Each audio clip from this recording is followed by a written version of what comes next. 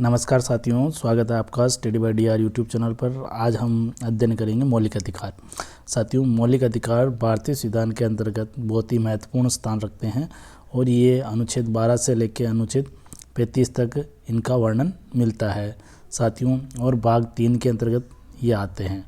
भाग 3 भारतीय संविधान का मैग्ना कार्टा कहा जाता है और इन मौलिक अधिकारों से संबंधित हम बात करें तो जो मूल संविधान है उसमें 7 मौलिक अधिकार थे, वर्तमान में 6 मौलिक अधिकार है। तो साथियों, शुरुआत करते हैं हमारे पहले बिंदु से। पहला बिंदु है साथियों कि संविधान का मैग्ना कार्टा किसे कहा जाता है? मौलिक अधिकारों को कहा जाता है, या भाग 3 को। किसको कहा जाता है? भाग 3 को। फिर इसके बाद में देखिए साथियों, नंबर 2 पे जनता के प्रति विधायिका और कार्यपालिका की शक्तियों को मर्यादित कौन करता है? तो मौलिक अधिकार करते हैं साथियों। फिर देखिए तीसरा, संविधान का कौन सा अनुच्छेद नागरिकों को मौलिक अधिकार प्रदान करता है? तो जो अनुच्छेद 12 से लेकर 35 तक मौलिक अधिकारों का वर्णन है। मूल अधिकारों का प्रारूप किसने बनाया था? तो पंडित जवाहरलाल नेहरू ने बनाया था साथियों। ये इंपॉर्टेंट है साथियों, बहुत ही ज़्यादा। और फिर इसके बाद में देखिए, सबसे पहले मूल अधिकारों की मांग किसने की और कब की थी? तो सबसे पहले मूल अधिकारों की मांग 1931 में कांग्रेस के कराची अधिवेशन के अंतर्गत और सरदार वल्लभ भाई पटेल ने घोषणा पत्र में मूल अधिकारों की मांग की थी। जब संविधान बना था तब मौलिक अधिकार कितने थे? 7। अब वर्तमान में कितने हैं? 6 है साथियों। कितने हैं? वर्तमान में 6 है। कौन सा मूल अधिकार संविधान संशोधन के जरिए निरस्त? तो संपत्ति का मूल अधिकार। किससे हुआ था? तो 44वें संविधान संशोधन द्वारा। अगला देखिए, यहाँ आ गया, संपत्ति के अधिकार को किस संविधान संशोधन से निरस्त किया? तो 44वां संविधान संशोधन 1978। सन भी याद रखिए साथियों, 1978 में। फिर अगला देखिए, संविधान में नागरिकों को जो मौलिक अधिकार दिए गए हैं वो कितने हैं? तो संविधान में वर्तमान में 6। पहला समता या समानता का अधिकार, दूसरा स्वतंत्रता का, तीसरा शोषण के विरुद्ध, चौथा धार्मिक स्वतंत्रता, पांचवा संस्कृति और शिक्षा संबंधी अधिकार, और जो छठा है वो संवैधानिक उपचारों का अधिकार है साथियों। हम इनमें एक संक्षिप्त में वर्णन करते हैं कि जो समता का जो अधिकार है वो 14 से 18 तक है। कहाँ से है? 14 से 18 तक है साथियों। ये जो अनुच्छेद 14 है यहाँ से लेके और अनुच्छेद 18 तक समता का आता है। फिर अनुच्छेद 19 से अनुच्छेद 22 तक स्वतंत्रता आती है, और अनुच्छेद 23 और 24 शोषण के विरुद्ध आता है। फिर 25 से 28 धार्मिक स्वतंत्रता आती है, और इसके बाद में जो 29 और 30 ये आते हैं संस्कृति और शिक्षा संबंधी अधिकार। और जो छठा अंतिम ये है अनुच्छेद 32। तो अनुच्छेद 31 कहाँ चला गया साथियों? तो अनुच्छेद 31 जो पहले संपत्ति का मूल अधिकार हुआ करता था उसको हटा के और 300 क में जोड़ दिया गया और कानूनी अधिकार बना दिया गया। अगला देखिए, भारतीय नागरिकों को संविधान का कौन सा अनुच्छेद समता का अधिकार? तो 14 से 18 वाला। और अनुच्छेद 14 के अंतर्गत साथियों ये कहा गया है कि सभी नागरिक कानून के समक्ष समान है और कानून किसी के साथ भेदभाव नहीं करेगा। 15वें में कहा गया है कि किसी भी नागरिक के साथ राज्य, धर्म, जाति, लिंग, नस्ल और जन्म के आधार पर भेदभाव नहीं करेगा। फिर आगे देखिए, 16वां के अंतर्गत राज्य की सभी व्यक्तियों को अवसर की समानता का अधिकार देगा। राज्य अस्पृश्यता का अंत करेगा, यानी कि अस्पृश्यता नहीं, यानी कि छुआछूत नहीं करने देगा। 18वां देखिए, उपाधियों का अंत। 18 में क्या है साथियों? उपाधियों का अंत, यानी कि कोई भी व्यक्ति राष्ट्रपति की आज्ञा के बिना उपाधियां धारण नहीं कर सकेगा।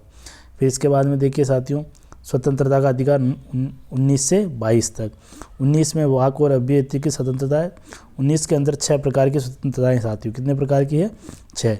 अब देखिए, जो 19 का है उसमें अभिव्यक्ति और विचार की स्वतंत्रता यानी प्रेस की स्वतंत्रता, फिर ख में शांतिपूर्ण एकत्रित होने की स्वतंत्रता, या सम्मेलन करने की स्वतंत्रता, फिर संघ बनाने की, फिर भूभाग पर आवागमन करने की, और फिर इसके बाद में देखिए साथियों, और अंतिम है व्यापार और आजीविका चलाने की स्वतंत्रता।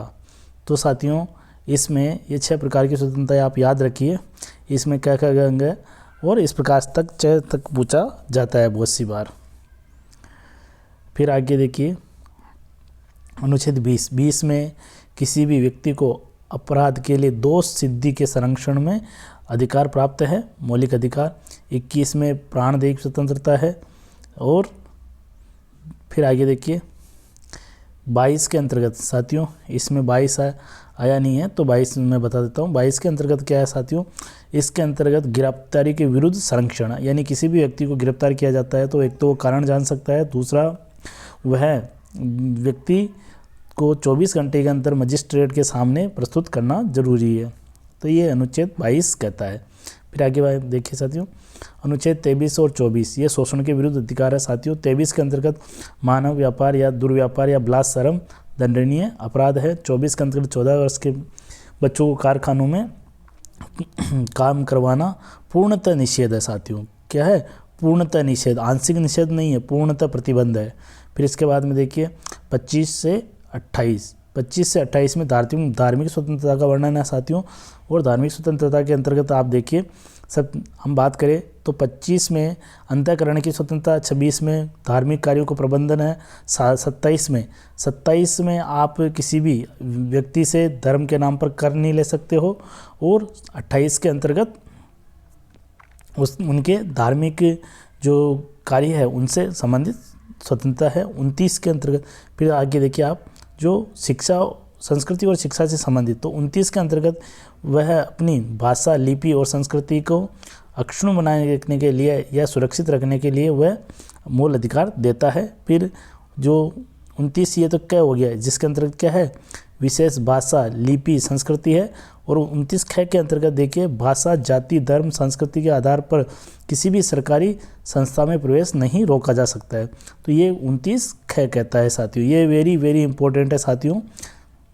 फिर इसके बाद में देखिए जो अनुच्छेद 30 है, अनुच्छेद 30 के अंतर्गत धार्मिक शिक्षण संस्थानों की स्थापना आएगी, जैसे कि मदरसा वगैरह है।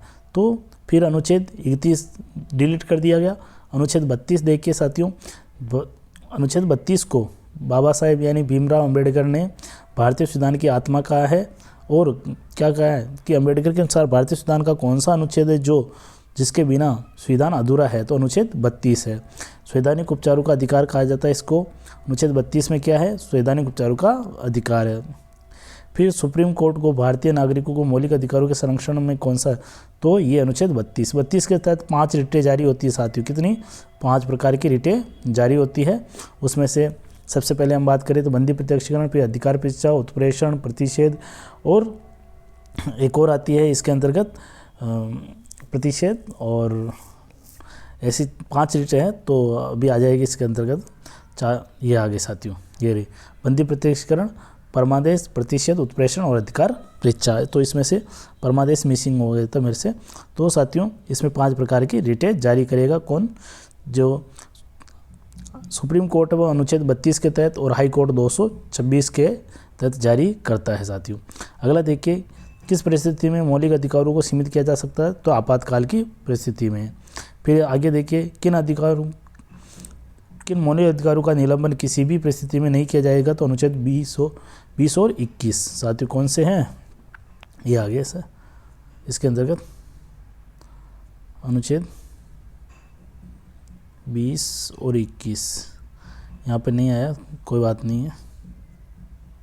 तो साथियों 20 और 21 आएगा, अनुच्छेद 20 और 21। यहाँ पे अनुच्छेद 20 और 21 का निलंबन नहीं होगा साथियों। निलंबन कौन करता है साथियों? राष्ट्रपति करेगा।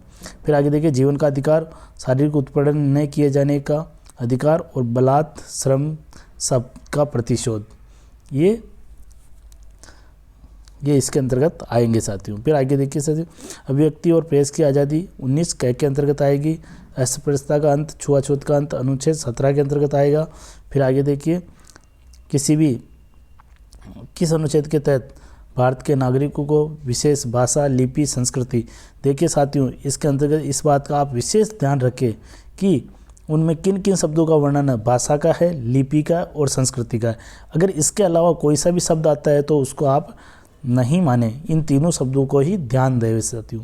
आजकल जो प्रश्नों का ट्रेंड है वो इसी प्रकार का हो गया, निम्न में से, या इनका क्रम भी पूछ सकते हैं, पहले क्या है, भाषा है, लिपि है, या संस्कृति है, पहले संस्कृति, लिपि, भाषा, इस प्रकार से इनका क्रम भी पूछ सकते हैं। तो आप इसका इस प्रकार से आज भाषा, लिपि और संस्कृति, DLS, इस प्रकार से आप याद रख लीजिए साथियों। तो साथियों, मूल अधिकारों की ये संक्षिप्त चर्चा यहीं ख़त्म होती है। मिलते हैं अगली क्लास में, तब तक के लिए आप सभी का बहुत बहुत धन्यवाद। और आपको अगर क्लास अच्छी लगी तो वीडियो को आप शेयर करें और चैनल को सब्सक्राइब करें साथियों। आप सभी का पुनः बहुत बहुत धन्यवाद। जय हिंद, जय भारत।